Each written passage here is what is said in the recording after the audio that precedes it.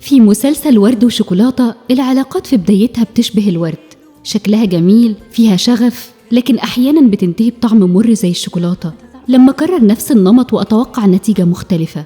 ده في علم النفس اسمه التكرار القهري. عقلي اللاواعي بيخليني أرجع لنفس التجربة اللي وجعتني، مش علشان بحب الألم لكن عشان عايز انتصر المرة دي.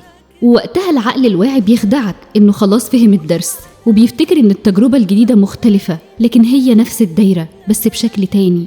زي ما حصل مع زينة في المسلسل، مرت بتجربة طلاق مؤلمة وطليقها خطف بنتها، وبعدها جه محمد فراج ووقف جنبها في موقف شهم، ساعدها إنها ترجع بنتها. بس الموقف ده رغم إنه نبيل بس ما كانش كفاية إنها تحكم بيه على إنسانيته، لأن الإنسان مش موقف واحد، ممكن تكون النية ورا الموقف ده إن هو بس يوصل لها ويثبت لها قد إيه إن هو شهم. يعني ممكن الإنسان ده بيلعب على احتياجك للأمان فيصور لك إن هو المنقذ الوحيد.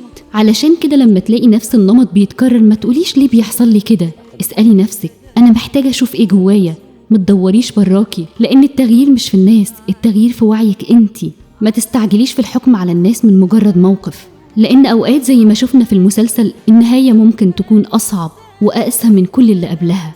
لما الاقي نفسي دايما في نفس النهاية ما ينفعش ألوم الظروف ولا الناس، أفتش جوايا، لأن اللي بيختار التجربة هو أنا، واللي يقدر يغيرها برضو أنا.